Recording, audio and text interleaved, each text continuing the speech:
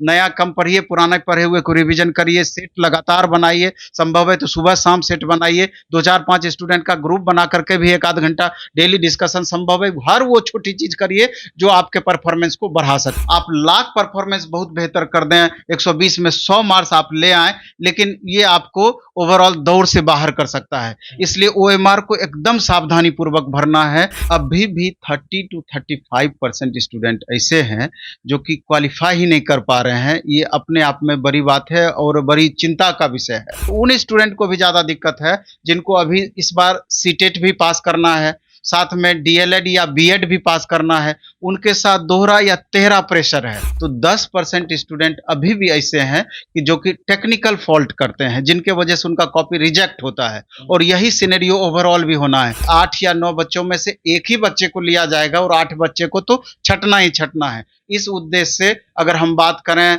Male candidate की, तो 70 plus जिनका भी आता है, तो आप आशा कर सकते हैं कि आप निश्चित रूप से दौर में हैं। तो 9th-10th में सबसे ज्यादा कंपटीशन यहीं पर है। अब इसमें भी जैसे कंफ्यूजन कहाँ है, अब कोई इतिहास के बच्चे हैं, सबसे ज्यादा हिस्ट्री पॉलिटी में ही यहाँ पर स्टूडेंट हैं। मैथ फिजिक्स निश्चित रूप से आप पेपर करके जाएं, संभव हो तो थोड़ा केमिस्ट्री भी आप देख लें।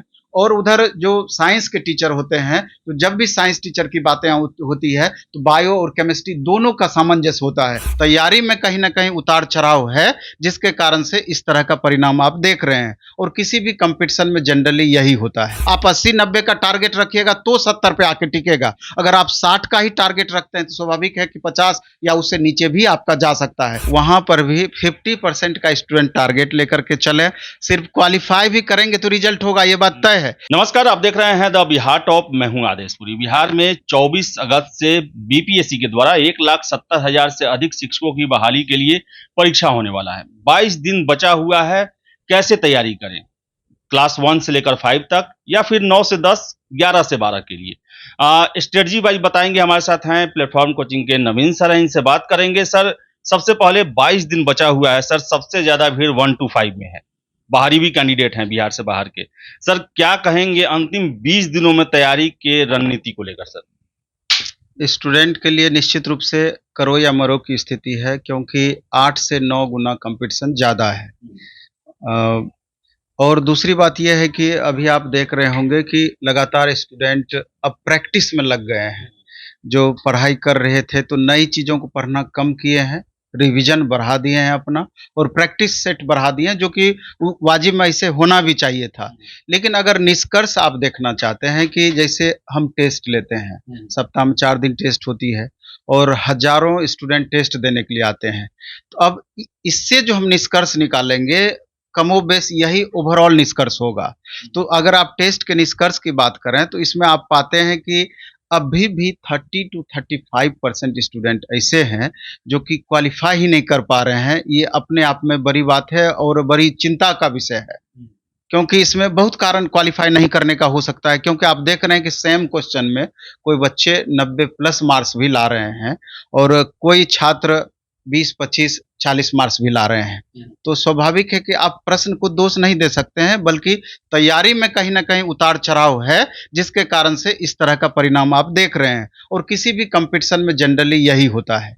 कोई भी कंपटीशन में 30%, 40% ही मेन कंपटीटर होते हैं और 50%, 60% अप्रोक्स ऐसे कंपटीटर होते हैं कि जहां बहुत मेहनत करने की जरूरत पड़ती है।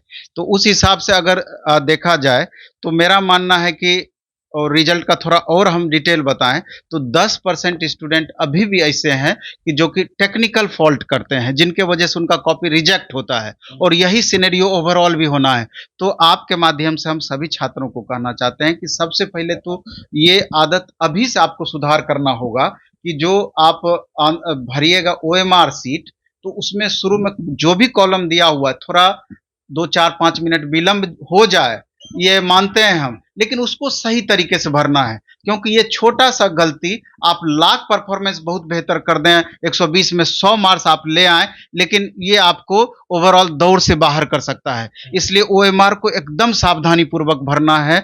जिस चीज का कॉलम दिया हुआ है उसी हिसाब से भरना है। मार्केट में जो बीपीएससी 5 ऑप्शन वाला ओएमआर दी है, वैसा उसका बहुत डेमो भी आ गया है, तो उसको लेकर के 10-20 आप पहले से प्रैक्टिस कर लें। वहाँ जाकर के दिक्कत बिल्कुल भी नहीं होगी, पहली बात। दूसरी बात आपको ये समझना होगा कि जैसे 1 टू 5 में हमारा जहाँ तक अपना समझ है कि maximum primary, upper primary 80% questions upper primary level तक रहेगा, बाकी 20% अप टू 10th लेवल रह सकता है।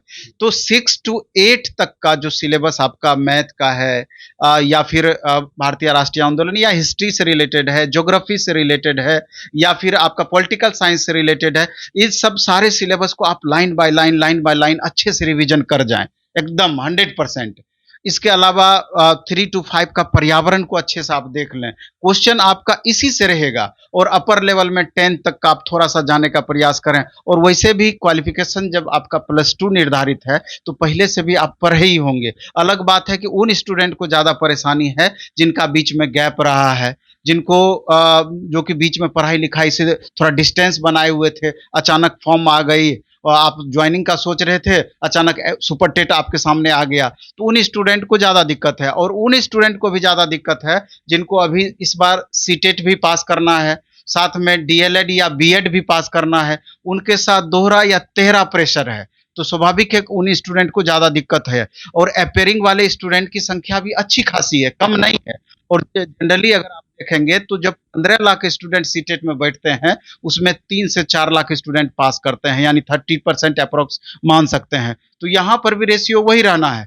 तो कंपटीशन लेवल अगर ओवरऑल देखा जाए तो इससे थोड़ा सा कम भी आगे चल करके होना है। अभी जो 8 से 9 गुना आपको दिख रहा है तो बनिस्बत थोड़ा सा कम होगा, लेकिन अंततः यही मानना है कि 8 या 9 बच्चों में से एक ही बच्चे को लिया जाएगा और 8 बच्चे को तो छटना ही छटना है। इस उद्देश्य से अगर हम बात करें मेल कैंडिडेट की तो 70 प्लस जिनका भी आता है तो आप आशा कर सकते हैं कि आप निश्चित रूप से दौर में हैं। 70 से जितना ऊपर जाएगा उतनी ही संभावनाएं आपकी बढ़ी हुई रहेगी, और 70 से जितना कम आपको मार्क्स आएगा उतना ही संभावना कम होता चला जाएगा। हालांकि ये हम बताने वाले कौन होते हैं कि एग्जैक्ट कट ऑफ क्या रहेगा, क्योंकि ये डिपेंड करेगा फाइनली कि किस तरह के प्रश्न पूछे जाएंगे, लेकिन जनरली यही चीज ओवरऑल होना है। इसके अलावा आप अगर फीमेल कैंडिडेट की बात करें तो अभी भी जिस फीमेल कैंडिडेट का 60 से ऊपर आ रहा है तो वो समझिए कि 100% दौर में बने हुए हैं। लेकिन जिनका अगर 40-45 से 48 मार्क्स क्वालिफाइंग है जनरल कैंडिडेट का, उससे कम आ रहा है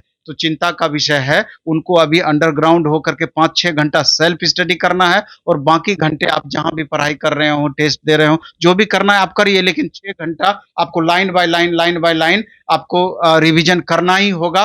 नया कम पढ़िए, पुराना पढ़े हुए को रिवीजन करिए, सेट लगातार बनाइए, संभव है तो सुबह शाम सेट बनाइए, 2-4-5 स्टूडेंट का ग्रुप बना करके भी 1 आध घंटा डेली डिस्कशन संभव है। हर वो छोटी चीज करिए जो आपके परफॉर्मेंस को बढ़ा सकती है। सर, ये तो आप 1 टू 5 आप बताएं।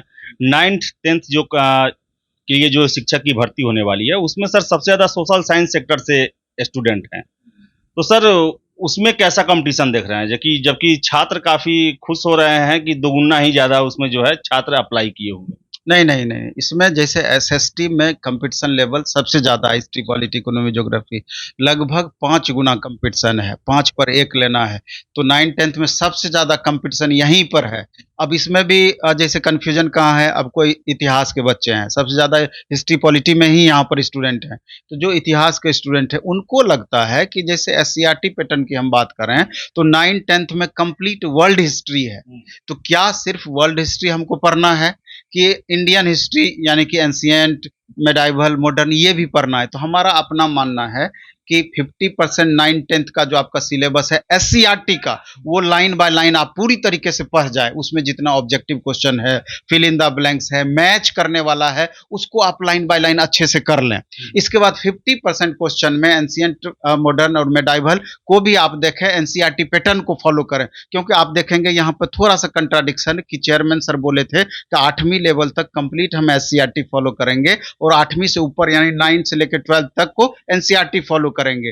तो क्या वो बिहार वाला जो एससीईआरटी होता है, बिहार एससीईआरटी, उसको छोड़ देंगे? क्योंकि कई सारे टॉपिक्स में भी अंतर है, क्योंकि बिहार के संदर्भ में ज्यादा चर्चा है। तो मेरा मानना है कि दोनों आप लेकर के चलें, नहीं तो लेक ऑफ नॉलेज या कहीं पर भी आप थोड़ा सा कमी करेंगे तो आपको दौड़ से बाहर हो सकता है, क्योंकि कंपटीशन आपका टफ है। बाकी जैसे कॉम्बिनेशन आपका है तो 80 नंबर आपका सब्जेक्ट से रहेगा, 40 नंबर में आपको जनरल जीएस का जो सिलेबस है उसको भी फॉलो करना है और एक एक मार्क्स ऐड करके ही आप मैक्सिमम तक पहुंचेंगे और 120 नंबर पर ही फाइनल मेरिट लिस्ट बनेगा। इसलिए मेरा कहना है कि 80 नंबर सब्जेक्ट पर अच्छे से तो आपको फोकस करना ही चाहिए, लेकिन बाकी 40 नंबर पर भी अच्छे से ध्यान देना है कि उधर का भी मार्क्स इधर आकर के आपका ओवरऑल स्कोर को बढ़ा दे, नहीं तो आपके साथ परेशानी हो सकती है। इसलिए एससीईआरटी प्लस एनसीईआरटी दोनों चीज फॉलो करें। यहाँ पर सबसे ज्यादा जो दिक्कत है साइंस सेक्शन में और मैथ सेक्शन में है। तो मैथ टीचर वाले बच्चों को अभी भी बहुत बच्चों को कंफ्यूजन है कि क्या 80 सवाल सिर्फ हमारा मैथ से पूछेगा या 80 में हमारा दूसरा पेपर भी रहेगा। लेकिन अगर इतिहास पर थोड़ा सा जाएं, इसके स्टेट के इतिहास पर, 2012 में स्टेट हुआ, 2019 में स्टेट हुआ। 2012 में भी जब भी मैथ टीचर की बातें आती है साथ में फिजिक्स का अटैचमेंट होता है। 2019 में भी पहली बार परीक्षा को कैंसिल किया गया, दोबारा से जो एग्जाम हुआ उसमें मैथ के साथ प्रमुखता से फिजिक्स का क्वेश्चन था और 2-4-5 क्वेश्चन जो केमिस्ट्री का पूछा गया था वो जीएस सेक्शन से आया हुआ केमिस्ट्री था। लेकिन फिर भी अगर आपको डाउट है तो केमिस्ट्री भी आप देख लें, लेकिन मैथ फिजिक्स आपको देखना ही देखना है, क्योंकि अगर आप फिजिक्स नहीं देखते हैं, सिर्फ मैथ देख के जाते हैं, अगर फिजिक्स आपको पूछ देगा तो चारों खाने चित्त होने वाली स्थिति आ जाएगी। अगर फिजिक्स अगर आप देख के जाते हैं, अगर फिजिक्स नहीं भी पूछता है, बहुत फर्क आपको नहीं पड़ेगा। इसलिए मेरा अपना मानना है, सभी स्टूडेंट से सुझाव है, मैथ फिजिक्स निश्चित रूप से आप पेपर करके जाएं, संभव हो तो थोड़ा केमिस्ट्री भी आप देख लें। और उधर जो साइंस के टीचर होते हैं तो जब भी साइंस टीचर की बातें होती है तो बायो और केमिस्ट्री दोनों का सामंजस्य होता है, इसलिए वहां 40 नंबर का बायो पूछ सकता है, 40 नंबर का केमिस्ट्री पूछ सकता है, 2-4-5 क्वेश्चन 10 क्वेश्चन ऊपर नीचे भी हो सकता है। लेकिन बायो और केमिस्ट्री 9, 10 अप टू 10 या थोड़ा बहुत ऊपर नीचे करके आप अच्छे से पढ़ करके जाएं, उसी पर आपका सिलेक्शन होगा। और साइंस और मैथ, इसके अलावा हिंदी, संस्कृत, इंग्लिश जो भी पेपर है, सिर्फ आप क्वालिफाइंग मार्क्स से अगर 5 से 10 नंबर, 10 नंबर अगर ज्यादा ला पाएंगे तो हमको लगता है कि मेरिट बनने में कोई प्रॉब्लम नहीं होना है, क्योंकि वहां कंपटीशन बहुत ही कम है।